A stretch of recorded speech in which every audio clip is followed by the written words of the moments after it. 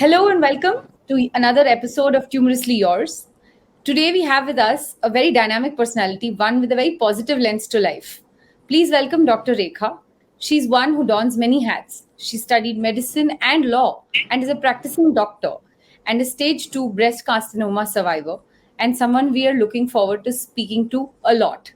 Thank you so much for speaking to us today, Dr. Rekha. We are thrilled to have you. Thank you Hello, so much. Tamanna. Hello, Adnan. So we are good to go. I had this little lump in my right breast. It was pea-sized. It was in April 20, and the COVID had just set in. Mammograms were all shut. It went into the back burner. Amongst the medical fraternity, so we thought, it's a menopausal issue.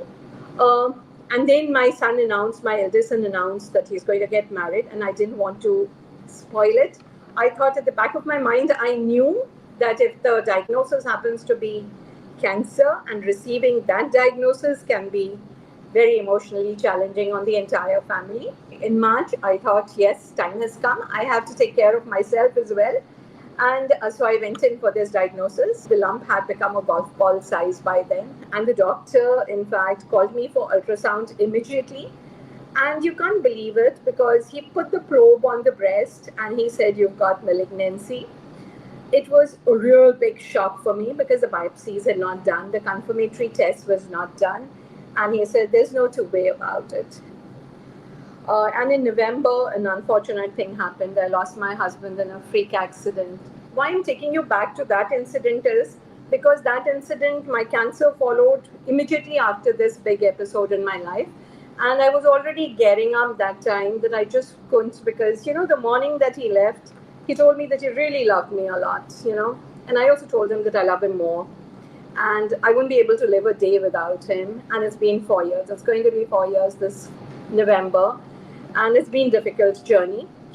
from from as much as you've told us till now, you come across as a very logical, practical person. And you said at the same time that you knew that it was pea-sized even before your son's marriage. As a doctor, you would have known that if possibly, if it was cancer, if it could be cancer, it might become bigger.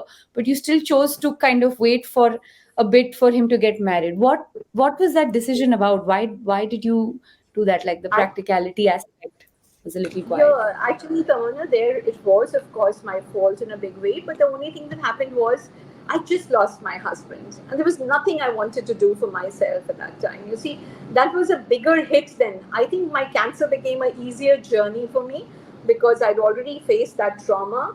And after that, things were happening so fast. There was a job change. I was settling down with a job. And then the marriage thing came along. I didn't know it would become so big and so fast, in fact. I didn't anticipate that. So once that thing got over, what I had, in mind, that let the wedding happen, let everyone have Hmm. one happy occasion because, once we lost Prashanjit, everyone was, in a very gloomy. His sister was unhappy and Yeah. children were unhappy. So we thought this Hmm. happy moment, let's all of us have a good time. And just imagine had this been just prior to the marriage, I don't think so we would have had a happy occasion For sure. because for children, I mean, they just lost their father, and to know their mom's got cancer, Mom's things were married. happy. Yeah. Yeah, Right. so we Yeah. had to prioritize. Yeah.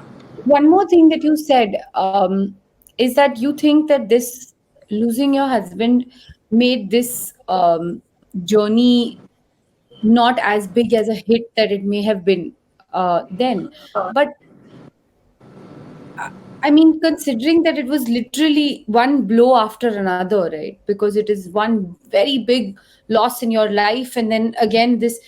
How were you dealing with it mentally? How did you?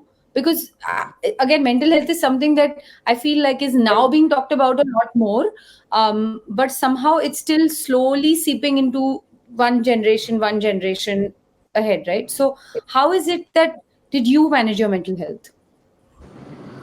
Tamanna, it was, of course, I mean, things were becoming very difficult, and especially once I told you when I had lost him. I mean, I was reading a lot how to all coping mechanism I was going through. And then, you know what? One shelter that one looks for us working women, it becomes easy when you're working because you just immerse yourself in work. So once I had handled Prashanjit's loss, I was sort of, prepared. So, that 14 days that I had before the final diagnosis, the weight that was there, I realized that I'll be able to handle it. I see.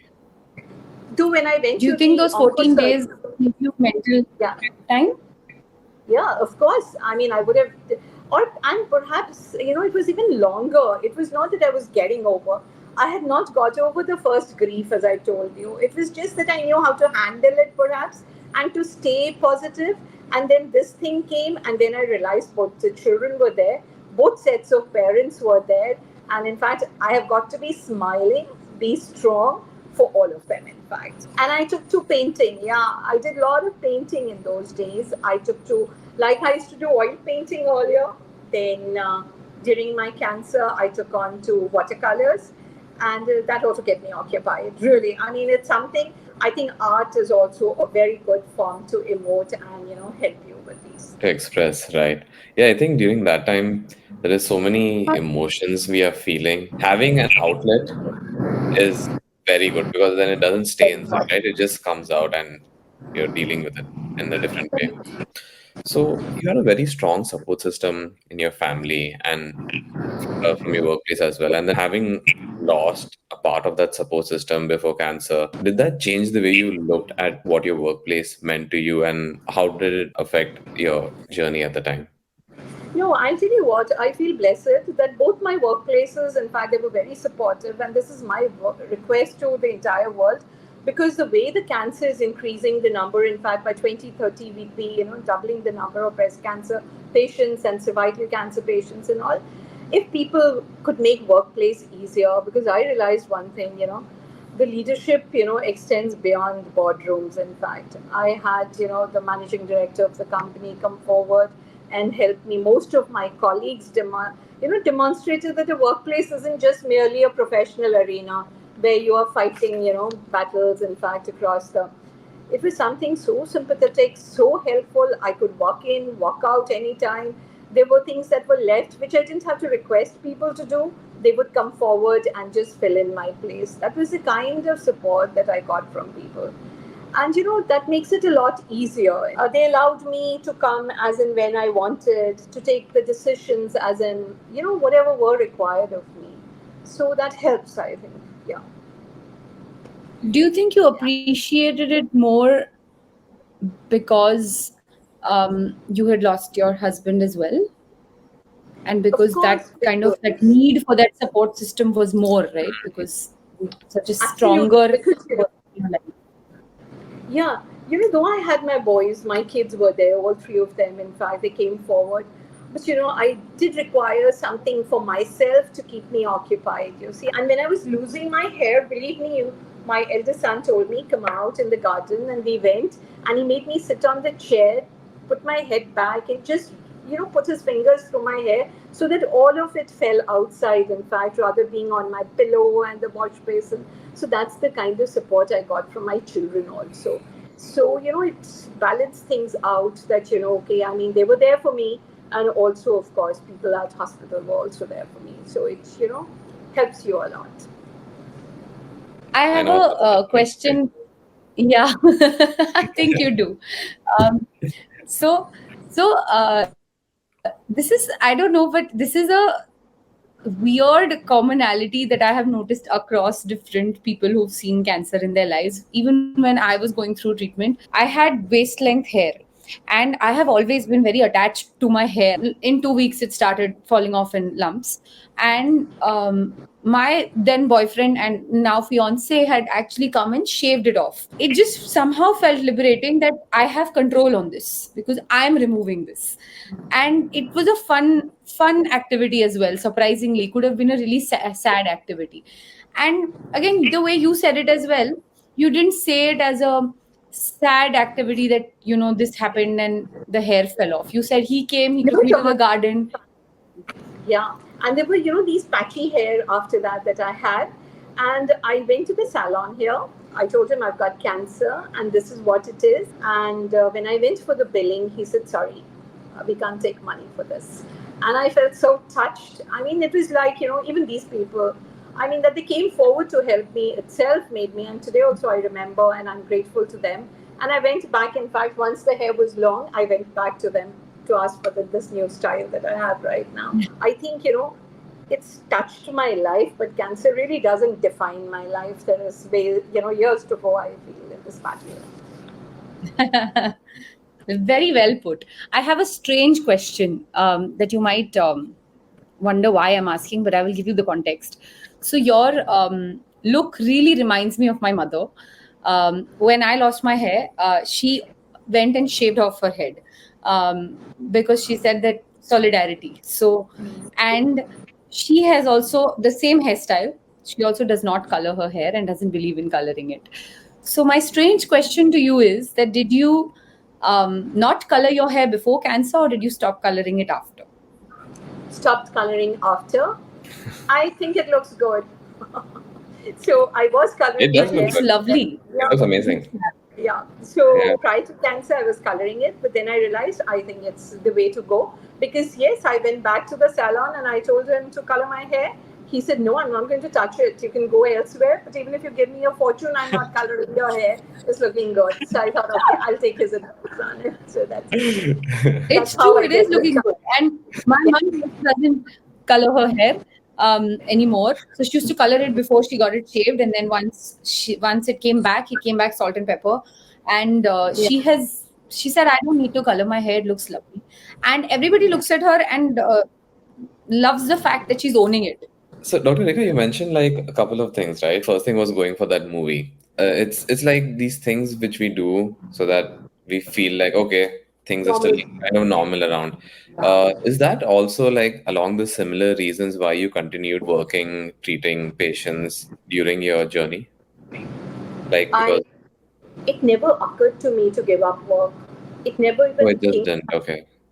It never. In fact, Mhm. I'll tell you, I have all my sick leaves almost intact. I You have all your hardly. sick leaves intact.